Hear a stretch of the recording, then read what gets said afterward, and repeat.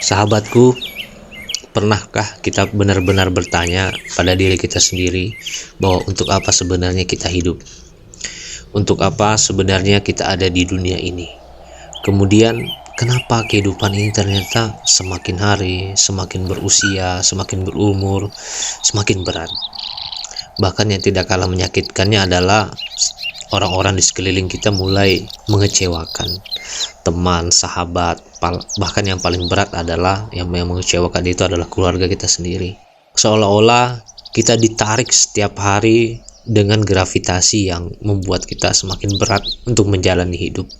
Ingin putus asa, ingin marah, ingin teriak sekeras-kerasnya, tapi nyatanya hidup ini tidak berubah juga. Apakah sebenarnya kehidupan ini begitu menyakitkan, begitu mengecewakan? Apa sih sebenarnya esensi kita hidup ini? Pertanyaan seperti ini adalah pertanyaan yang paling mendasar dan menjadi pemikiran dari banyak pemikir-pemikir masa lalu. Jadi jika Anda berpikir tentang ini, Anda bukan orang yang pertama kali. Pinjamlah kita sebuah kata dari Aristoteles, seorang filsuf dari Yunani. Dia menyatakan kebahagiaan adalah arti dan tujuan hidup. Ia adalah keseluruhan arah dan cita-cita akhir dari eksistensi manusia. Artinya kebahagiaan adalah tujuan hidup kita. Tapi kenyataannya kehidupan saya hampir tidak pernah bahagia.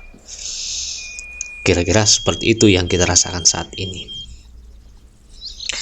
Pinjam lagi kita sebuah bahasa dari Dalai Lama ke-14 bahwa dia menyampaikan tujuan hidup kita adalah untuk merasa bahagia. Saat ini kita tidak sedang bahagia, tapi kita bertujuan untuk bahagia. Apakah sebenarnya bahagia itu? Ternyata kebahagiaan itu adalah sebuah efek, adalah sebuah akibat dari sebab-sebab yang kita lakukan.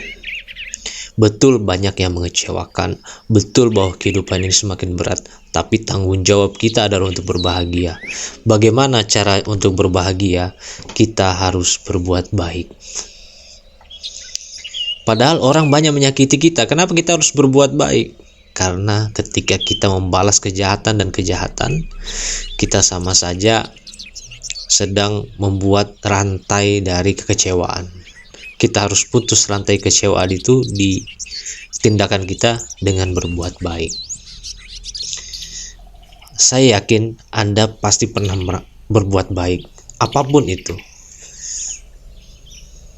Jika Anda ingin mencoba cara yang paling sederhana, sekarang juga Anda setelah mendengarkan audio ini, Anda jalan di sebuah jalan, kemudian cari orang yang lebih susah daripada Anda, bahkan waktu orang pengemis mungkin, Anda berikan uang Anda sekedarnya atau seadanya atau makanan yang Anda punya.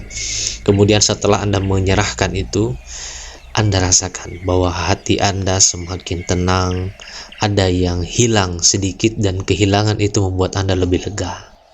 Bahkan kalau hati Anda cukup bersih, Anda akan merasakan ada letupan-letupan kebahagiaan di sana.